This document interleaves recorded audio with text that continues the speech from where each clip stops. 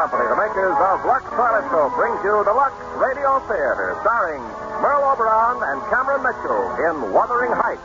Ladies and gentlemen, your producer, Mr. Irving Cummings.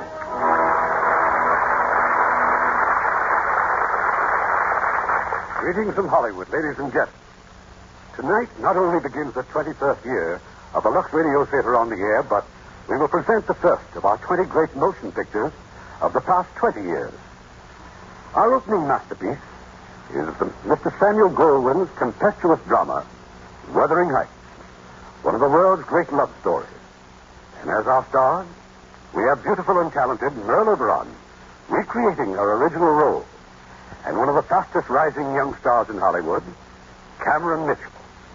Following our play, we will pay tribute to our special guest, Mr. Samuel Goldwyn, who will tell us about his latest production, Guys and Dolls.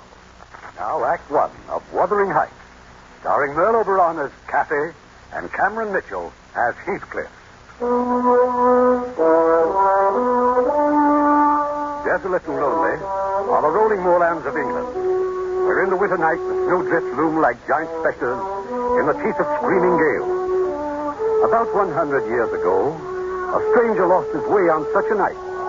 Freezing, blinded, and stumbling, he saw at last the fitful lights of an old manor house, aged and crumbling on the hillside. He knocked desperately at the door. It was opened by a doddering old butler, who stood staring at him.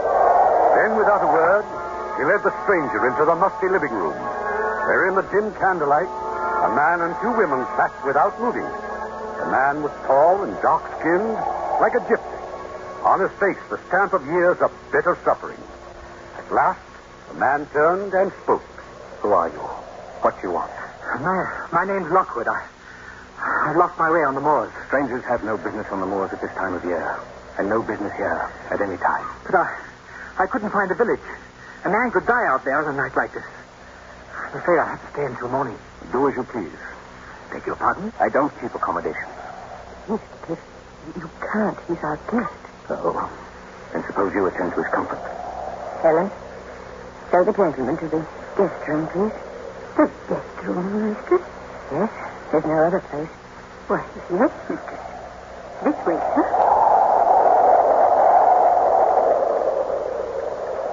Now, you hold the lamp, sir, while I unlock the door. Of course. Mind you don't stumble on the carpet. You call this the guest chamber? It was once. It's a trifle depressing. May I light a fire? No fire will burn in that grate, sir. The chimney's been clogged for years. Must have been a fine old house then. What's it called? This is Wuthering Heights, sir. And the tall chap downstairs with the piercing eyes. That'll be Master Heathcliff, sir. And the once lovely lady who looks at him with fear? That's his wife, Mistress Isabella. Well, good night, sir. If you want anything, there's the bell rope. My name is Ellen. Well, thank you, Ellen. Good night. Oh, good Lord. The window, the cat's broke in the window. Oh, stand back. I'll close it.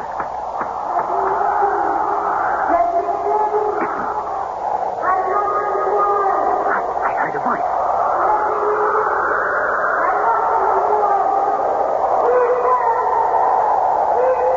Good heavens.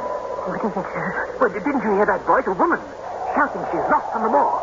What's going on, sir? A voice out there, a woman crying that she's lost. She's come. She's come again at last. Oh, Cathy. Cathy, wait for me. Wait for me? He's not going out there in that storm. I'm coming, Cathy. Oh, but this is insane. Come back. Cathy! Close the window. Yes, but that man out there. Close the window. Am I mad? Why did he go out there? What was that voice? You heard him call her name. It was Cathy. Cathy? Who is she? Cathy was a girl who died. Oh, but I don't believe in ghosts, if that's what you mean. I don't believe in phantoms throb in the night. You don't believe? Perhaps if I told you her story, it would change your mind. About the dead returning. Tell me her story. It all began the day I came to Wuthering Heights as a servant. That was 15 years ago. It was a sweet, well-kept estate then. Mr. Earnshaw was master, a fine man who dearly loved his two children, Cathy and Henry. One day, Mr. Earnshaw returned from Liverpool with a foundling boy he had picked up. A dark, savage-looking gypsy lad with the most dreadful marks of beatings on his back. Mr. Earnshaw called for me the moment he arrived. Give him a good scrubbing, Ellen, and put some of Hindley's clothes on him. Yes, sir. Come with me, lad. Don't touch me. Let me alone. Goodness. Now, son. Ellen won't hurt you. You're safe here. No one will ever beat you again, and you'll always have plenty to eat. Papa! Get out of my way. Hello, Father. Well, Hindley, Cathy? Papa? Who's that boy? Yes, who is he, Father? Children, this little guest will pay us a visit for a time, as long as he wants a home here. He's dirty. Look at him. Cathy, don't make me ashamed of you. Hindley, he will sleep in your room. In my room? I won't let him. He's a dirty gypsy. That will do, Hindley. Take charge of the lad, Ellen. And what will his name be, Mr. Earnshaw? His name? I think we shall call him Heathcliff. Yes, sir. Come, Heathcliff. That dark, brooding boy who never before had known kindness brought a subtle change to life at Wuthering Heights. The three children seemed to play well enough together, going scamping off over the moor on their ponies and climbing the crags together. But neither Cathy nor Hindley were open and frank anymore. And one day the children fought openly. Your father gave me this pony. It's mine. Give me that pony, do you hear? Or I'll tell Father you boasted you'd turn us out when he died. That's a lie. I never said it. Of course you didn't. He did. He'll cheat us out of everything. You never had a father, you gypsy beggar, and you'll never get mine. Hindley, don't hit him. No, don't. He's crippled down the other stone. Oh, there. Fancy that'll keep you. Hindley, he's bleeding. Serves him right. Gypsy scum. Heathcliff, are you hurt? He hit me with that stone. Heathcliff, why don't you ever cry when you're hurt? Like other people. Why should I cry? I'll pay him back someday. I don't care how long I wait if I can only pay him back. Heathcliff, don't say those things. Come, Heathcliff. Now Hindley's gone, we can have our game at the castle again. I don't feel like playing at the castle. Please. You always smile and laugh when we're there. Come on, Heathcliff.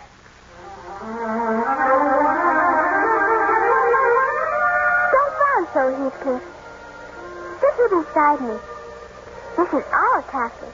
Castle. It's this Penistone Crag, and you know it. This is your castle, and you're Prince in disguise.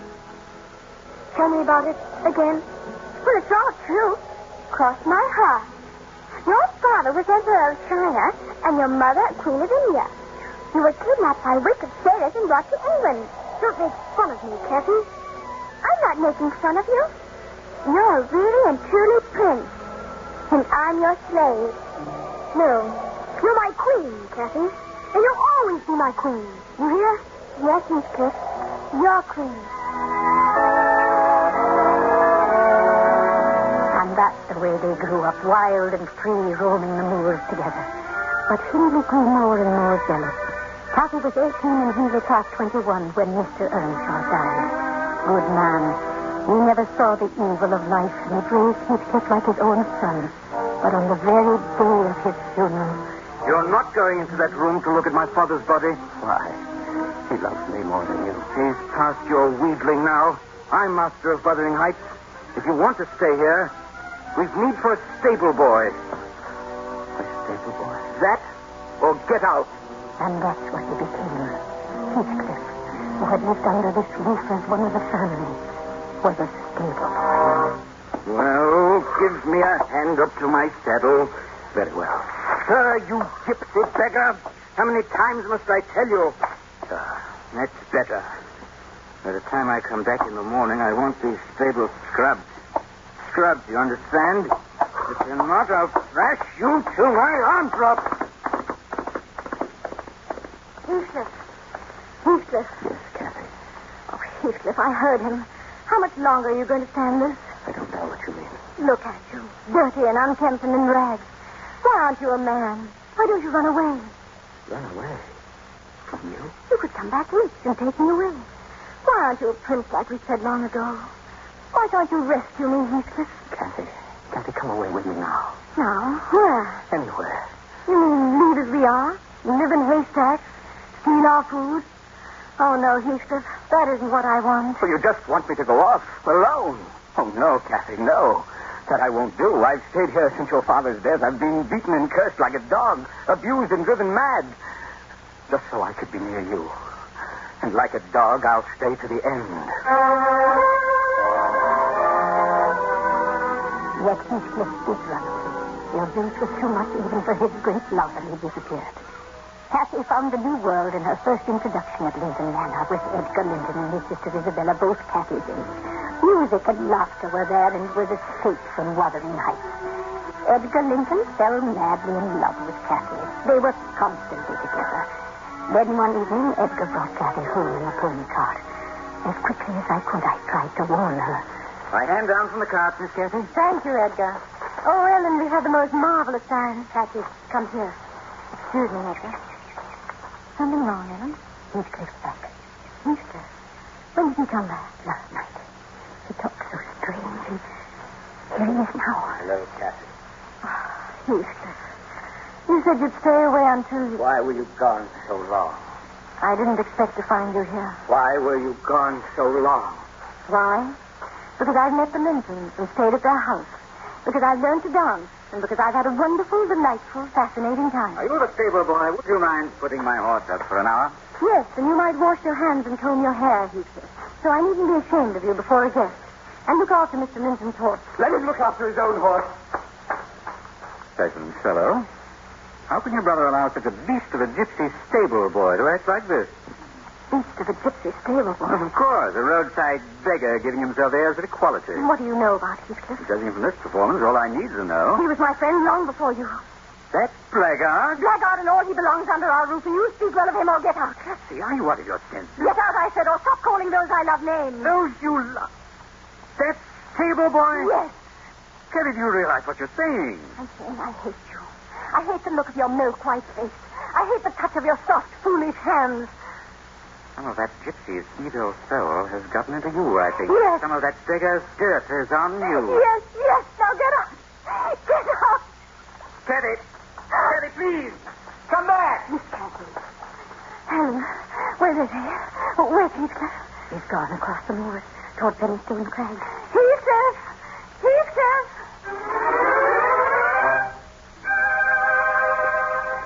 Oh, Heathcliff. Say you've forgiven me. It was not your heart which broke, Cathy. No, my Heathcliff, because my heart is yours. Oh, Cathy. The clouds are lowering over the Lincoln head. Yes. See how the light is changing. Cathy, you are such a part of all this. We belong to the moors, you and I. Oh, Heathcliff, make the world stop right here. Make everything stop and stand still and never move again. Make the moors never change, and you and I never change. The Moors and I will never change. Don't you, Cathy? No matter what I ever say or do, this is I, forever. Smell the heather, Heathcliff. Fill my arms with heather, all they can hold. You are not thinking of that other world now. Don't talk, Heathcliff. Don't talk. All this might disappear.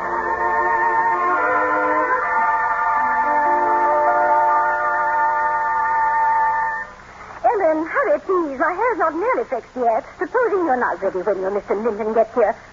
Any young man who'll come sniveling back after the way you treated him. But I sent my apologies to him, didn't I? Of course he'll come. Oh, Cathy, I can't believe this change in you. Just yesterday it seemed you were a stupid, harum-scarum child with dirty hands and a willful heart. That's my other nature, Ellen. I still have it. It used to fly around wild, but now I can coax it into a cage whenever I want to. Heathcliff, since when are you in the habit of entering my room? Get out, Helen. I will not. I take orders from Get out. Well, now that we're so happily alone, may I know to what I owe this great honor? He's coming here again.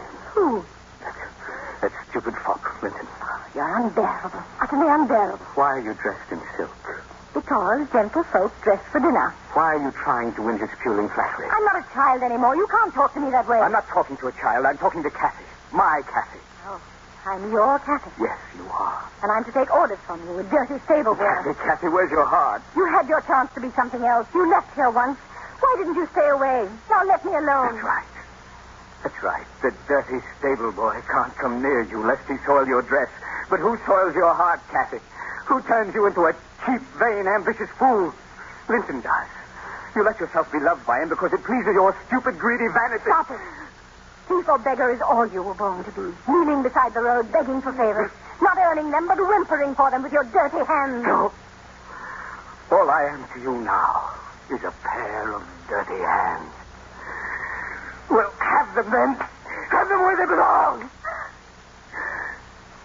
No, Cathy. It doesn't help to strike you.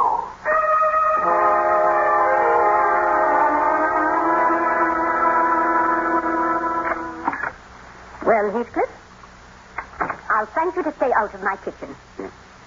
Is Cathy still with him? Yes, she is. What's the matter with you? What are you staring at? Oh, Ellen, I want to crawl to her feet. Beg to be forgiven for loving her. For needing her more than my own life. I don't care, Ellen. I don't care if she loves Linton or whom she loves. If she'll only look at me and say my name. Oh, Heathcliff. Ellen! She's coming now. Get out. No, I'll wait outside the door. No, you can't. I want to be where I can see her. Here. Heathcliff. Ellen, where are you? Oh, there you are. Yes, Miss Cathy. Has Mr. Linton gone? He just left. Oh, Ellen, I've some wonderful news for you. Edgar has asked me to marry him. And what did you say? I'm to give him my answer tomorrow. Cathy, do you love him? Of course. Why? Well, that's a silly question. Because he's handsome and pleasant to be with. Not enough. Well, then, because he'll be rich someday.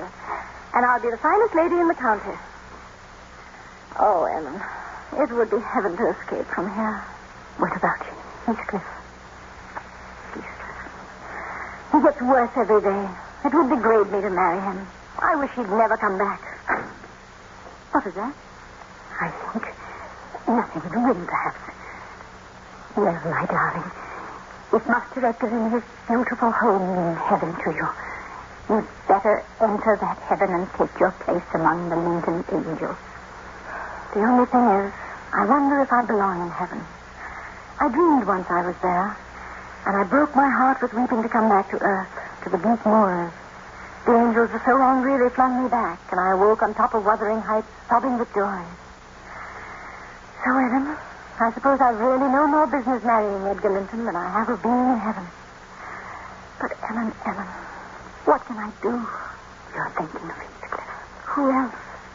He seems to take pleasure in being mean and brutal. And yet, he's more myself than I am.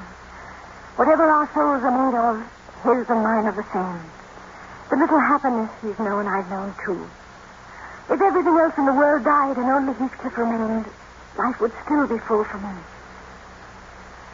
Ellen, I am Heathcliff. Who's that, Ellen? I heard... Miss Cathy. Yes, Joseph. Heathcliff's taken Master Hindley's best horse. He's gone. Gone? Ellen, did he hear what I said? Yes, Miss Cathy. How much did he hear? I'm not sure. But I think the way you said it would degrade you to marry him. No. Heathcliff! Heathcliff! Come back! Come back, Heathcliff!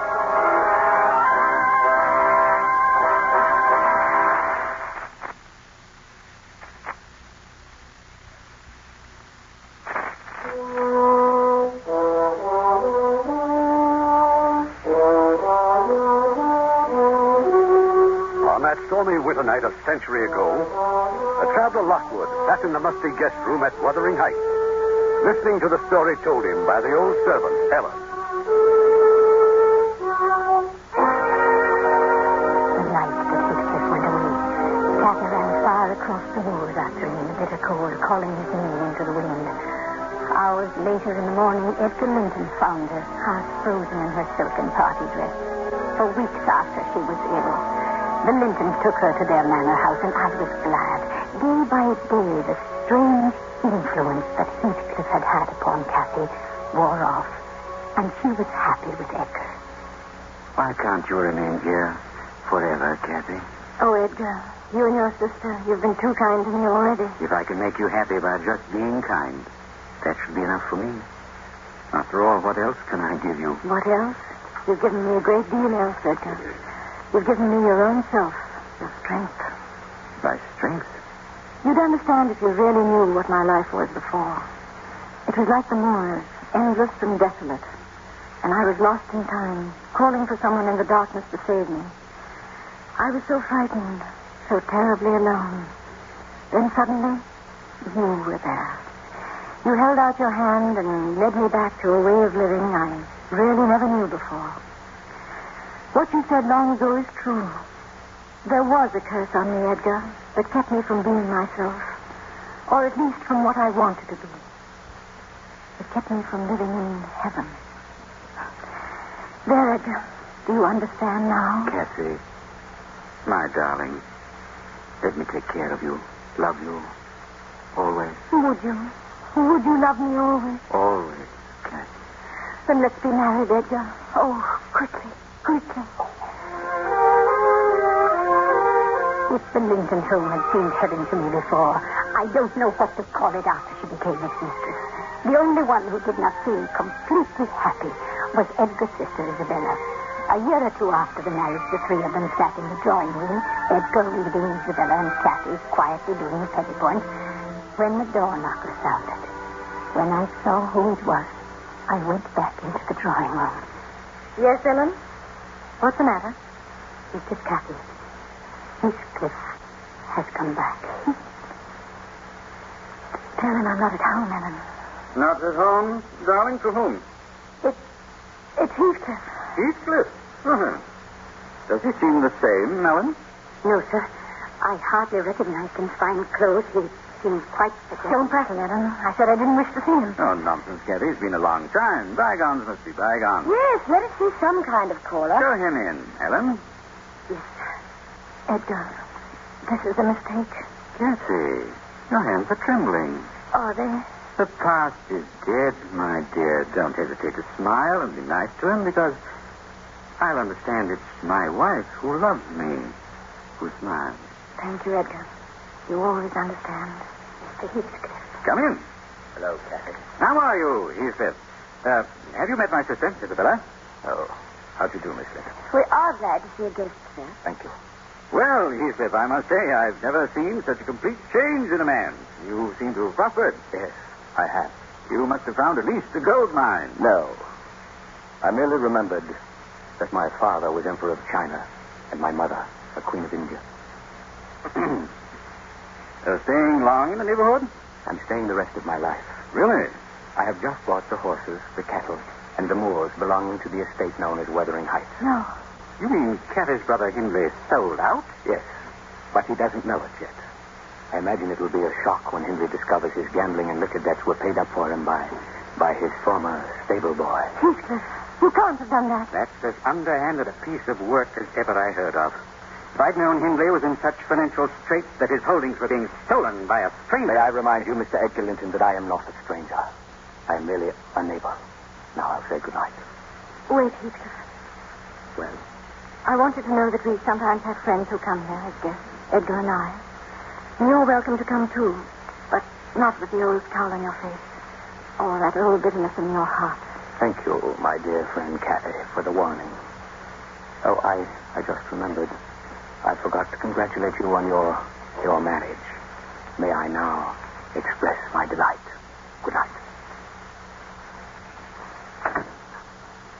Edgar, I think you behaved abominably. What? And you too, Cathy. What in thunder do you mean? Well, you could at least have been civil. You dismissed him as if he'd been a servant. You consider him anything else? I find he's grown fascinating and distinguished. Really, Isabella? I hope I misunderstand. Well, you don't. We see all too few people. And I, for one, shan't be rude. If he ever calls again. Edgar, I greatly dread what the future will bring. No nonsense, darling. I tell you, the past is dead.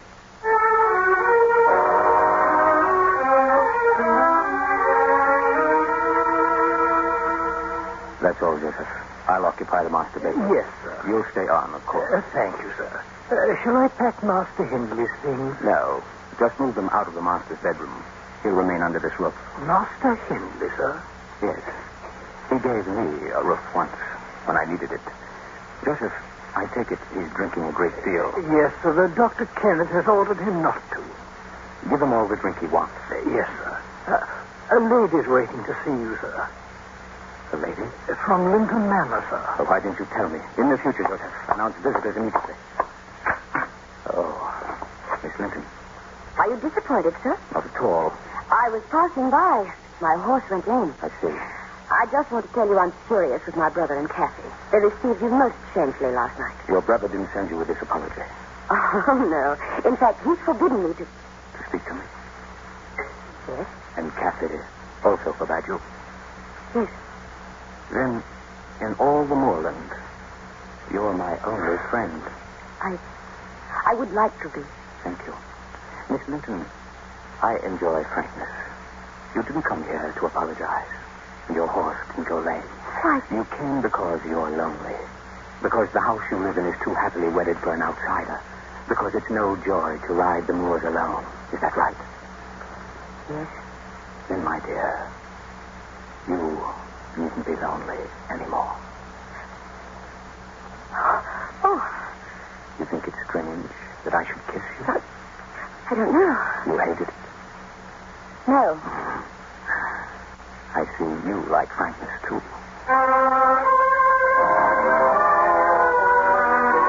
The same strange power that Heathcliff had held over Cathy, he seemed to hold over Isabella, too. Against her brother's wishes, she came often to Wuthering Heights, and she was seen many times with Heathcliff riding across the moors. Then one night, there was a party at Linton Manor. Heathcliff had not been invited, but he came as Isabella's guest. But his looks were all for Cathy. Dark, brooding looks, until the guests grew uncomfortable and left before the evening had well begun.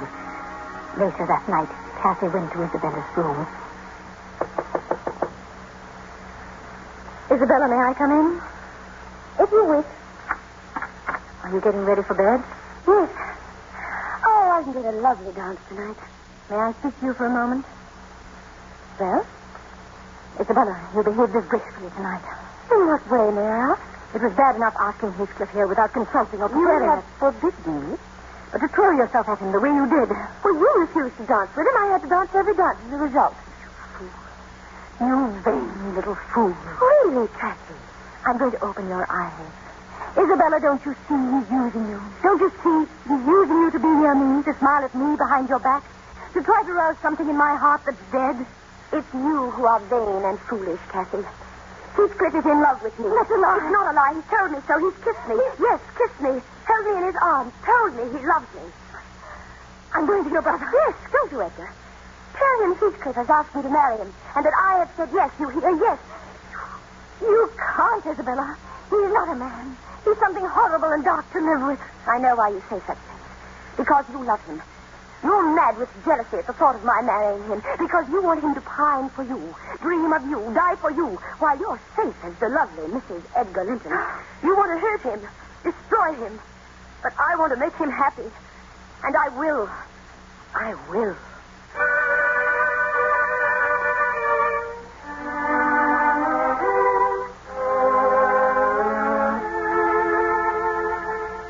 Sit down, Cathy. I won't say I'm not surprised to see you. Does Edgar know? He wouldn't approve. Heathcliff, is it true? Is what true? Did you ask Isabella to marry you? Did you? Heathcliff, you mustn't do this villainous thing. She's never harmed you. No, Cathy. But you have harmed me. Then punish me. That's what I intend to do. How? Every moment I hold her in my arms, when I kiss her, when I promise her life and happiness, you'll be punished. You'd marry her to do that? Yes. To teach you the ways of pain and the awful hell I'm in.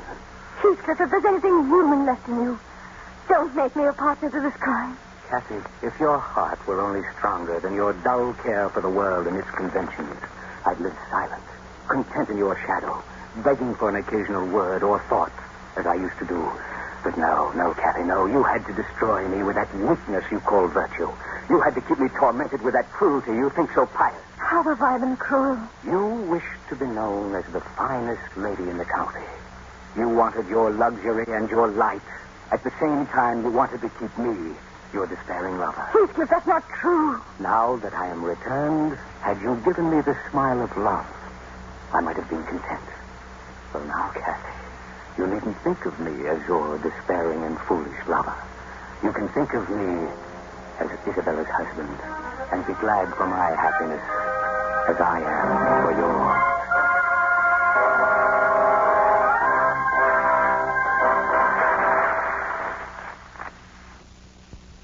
In the crumbling house on Wuthering Heights 100 years ago, the candle burns low in the dreary guest room.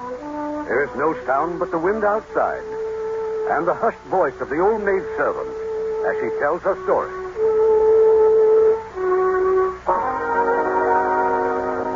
It was then that Isabella Lindsay came into this house as a bride. Yes, Heathcliff married her out of revenge, the same revenge that made him keep Henry here, slowly drinking himself into the grave. Isabella learned the reason for her marriage to Heathcliff, but she was powerless to do anything. Then one day Dr. Kenneth, an old friend, came to see her. He had come that morning from Lincoln Manor. I tell you, Isabella, go back where you belong, to Edgar's house. Edgar disowned me, Dr. Kenneth. I know, but he needs you now. Cathy is gravely ill. Really? Didn't you know? But it's a matter of days now, perhaps hours. She can't be dying. Yes. Fever, inflammation of the lungs. This intense cold and something else. Something else? Yes. I'd call it the will to die.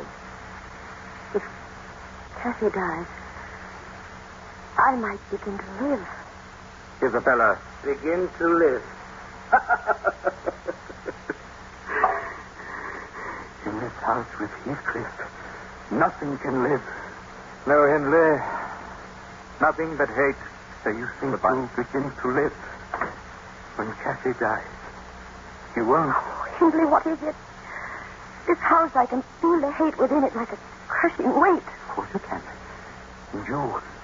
He hates you even more than he hates me. Stop it. He loathes you. Every time you kiss him, his heart breaks with rage that it's not Cathy. Isabella, why don't you do what I've been too weak to do? Kill him. Don't talk to me. Get away. Kill him, while there's still time to save your immortal soul. Well, Henley, well, remarkable. Really, Hindley, that's the first coherent speech I've heard from you in weeks. Please, Dad. I tried to stop him. Thank you, my dear wife. Your loyalty is touching. Your curses will come home to feed on your own heart. Every agony you've ever given will return. Laugh now, Heathcliff. There's no laughter in hell. Heathcliff, why do you have me here? My dear, existence would be so much less without my boyhood friend under my roof. Heathcliff, you poison yourself with paying him back. Send him away and love will come to this house.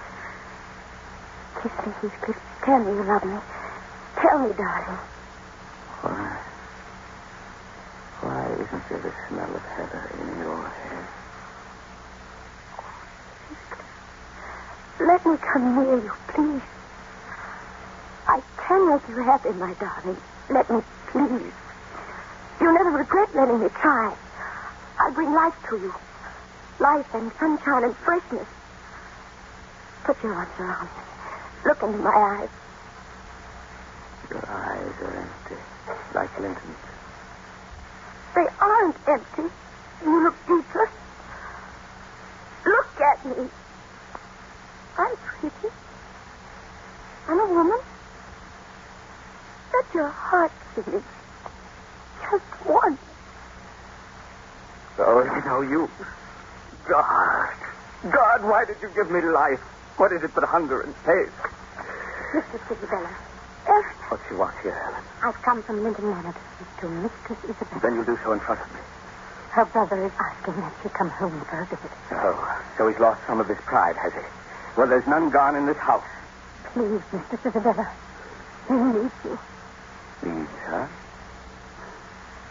What is this, Ellen? Why does he need her? Let go of me. Cathy's ill. Yes. She's dying.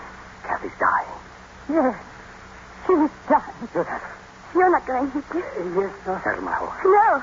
She belongs to Edgar. She belongs to me. If she's dying, let her die in his arms, where she belongs. Let her die. Let her die. Now, who speaks of hate? Get out of my way. Heathcliff, no. And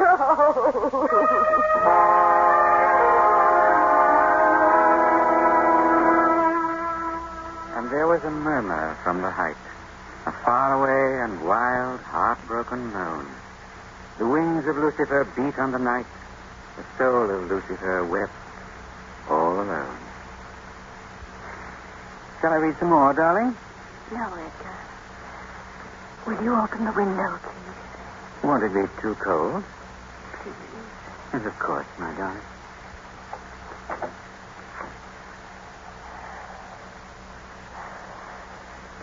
Now I can smell the heather. And Edgar, isn't there a south wind? And isn't the snow almost gone? Yes, quite gone. Edgar, will you get me something? Anything you wish, my darling. Some heather. There's a beautiful patch near the castle. Will you get some there? What castle, Cathy? The castle on the moors, of course. Bring me some from there. You're in a fever, my dear. There's no castle on the moors. There is. On the little hill beyond Wuthering Heights. You mean Tennyson Crag? Yes. Please go now. Why do you call it a castle? Because I was a queen there once. Will you bring me the heather, Edgar? If you rest while I'm gone and sleep. You're so kind. So good. Oh, my darling. You made me the finest lady in the county. Such lovely clothes. I've always adored that velvet dress the most. Wasn't it a wonderful dress, Edgar? Wonderful. When you wore it. Go now, please. Get me the heather. Heather. Sleep, my dear Cathy. I'll be back with the heather you want.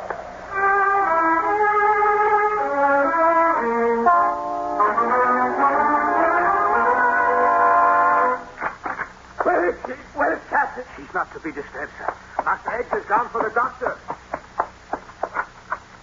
Cathy. Oh, my Cathy. Heathcliff. Come here. Cathy. I dreamed you'd come before I died. And when you came in my dream, you scowled at me once more. Oh, Cathy. Does it hurt so much to see me die? Please, Cathy. Please don't hurt me. How strong you look, Heathcliff.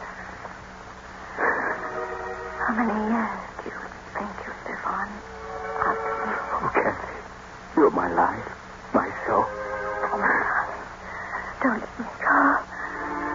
If only I could hold you. Till we were both gone. Oh, please, Cathy, don't speak of death. Will you forget me? You'll be happy when I'm in the earth. Never. Never. Will you say, this is the grave of Catherine Earnshaw? I loved her long ago. And wept to lose her. But all that's past. Oh, darling. I could as soon forget you as my own life. If you die, Cathy, if you die, there will be no peace for me, ever. I want to die. To escape. Why did you betray your heart, Cathy? You killed yourself. No, I'll not comfort you. You deserve this. Don't break my heart. I never broke your heart, Cathy. You broke it. And my tears, they don't love you, Cathy. They blight and they damn you. You loved me. What right? What right had you to throw away my love for that poor fancy thing you felt for him? I found out, Heathcliff. Misery and death and all evil could have never parted us, Cathy. You did that alone. You wandered off like a greedy child to break your own heart and mine. I know, Heathcliff. Oh, Cathy. Oh, my Catherine. I do forgive you. I love you. I love my murderer. Heathcliff, carry me to the window. Let me look at the Morris video once more. Oh, my darling. Just once more. Yes, my Cathy, yes.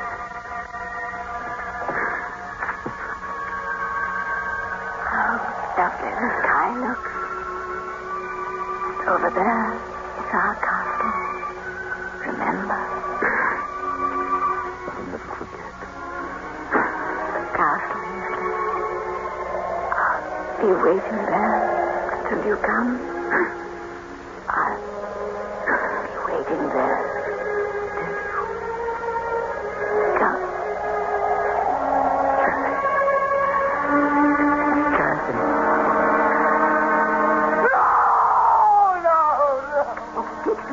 They're coming.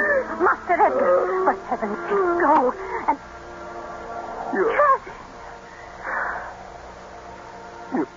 You're dead, my Cathy. May your soul hear this before I go. May you not rest so long as I live on. I cure you, Cathy. Then haunt me. Be with me always. Haunt me, only don't leave me where I cannot find you. I cannot live without my life. I cannot live without my soul.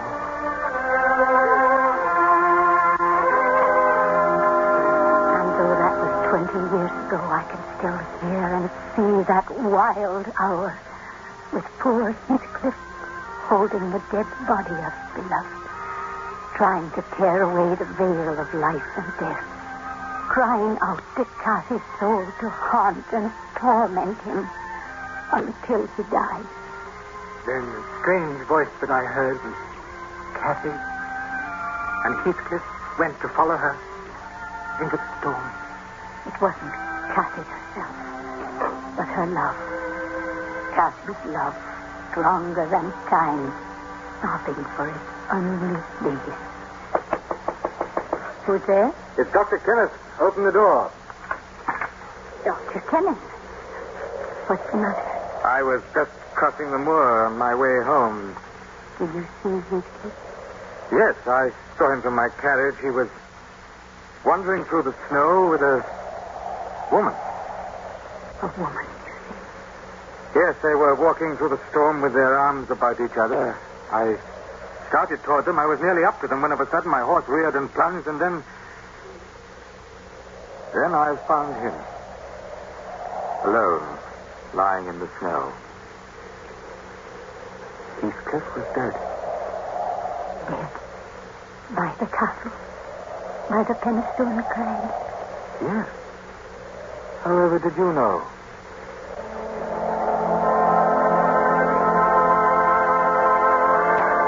Look down, my Heathcliff. This is really our castle now. And I will always be your queen. Remember, Heathcliff, your father was an emperor of China, and your mother a queen of India. We have our castle now, Heathcliff, and our love, now and forever.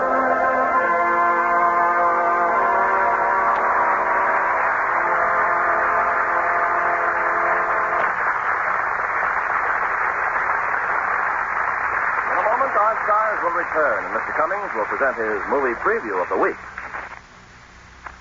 Thank you, Merle Oberon and Cameron Mitchell, for making Wuthering Heights even more memorable by your fine performance.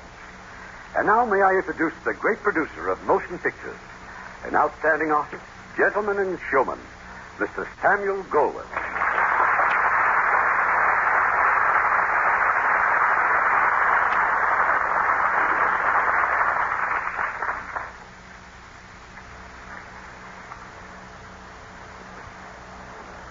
Thank you, Irving.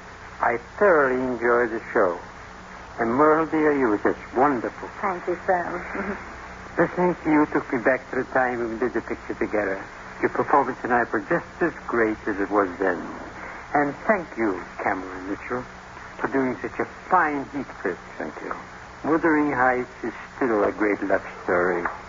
the greatest ever told on the screen. Certainly is. Mr. Goldman, why don't you bring back Wuthering Heights? There are so many people who would like to see it. I expect to. Do bring it back, Sam. People are always asking me when they can see it again. And to see beautiful Merle Oberon in her lovely Lux complexion. It is a Lux complexion, Irving. I was introduced to Lux when I first came here from England, and it's been my favorite toilet soap ever since. Now that we're on the subject of dolls, when are you going to bring out Guys and Dolls? Sometime next year.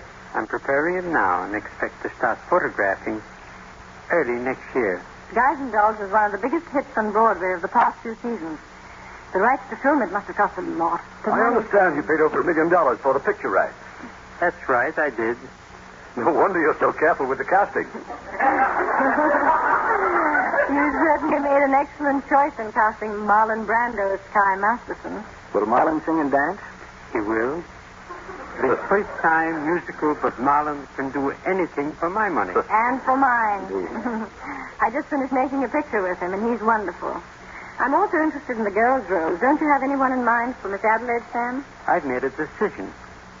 And I'm sure the public will delight at my choice. And for your information, she'll have a lovely Lux complexion. How about the part of Nathan Detroit? That will have to remain a secret for a while. Well, I know the picture will be done as only Sam Goldwyn can do it, in a way that has always set such a high standard for all Hollywood to follow. Now, thank you, Irving. Now tell me, are you continuing with your high standard next week and presenting another great motion picture? Yes, Anne. It's one of Warner Brothers' finest pictures of last season. Edna Thurber's great novel, So Big. And as our stars, we will have one of the most accomplished artists in Hollywood, Ida Lupino, co-starring with one of our most handsome leading men, Robert Stack. That should be a wonderful show. Good night. Good night. It certainly will. Good night. Good night. And thanks for a great opening show. And best of luck to you, Sam, and Guys and Dolls.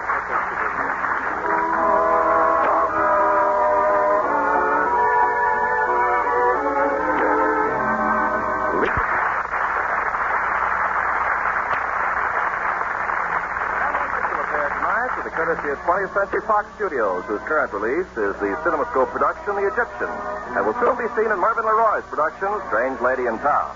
Heard in our cast tonight were Jeanette Nolan as Ellen, Joan Banks as Isabella, Whitfield Connor as Edgar Linton, Shepard Menken as Hindley, and Barry Curtis, Issa Ashdown, Christopher Cook, Leo Britt, Polly Bear, Ben Wright, Eric Snowden, and Eddie Marr. Our music was directed by Rudy Schrager.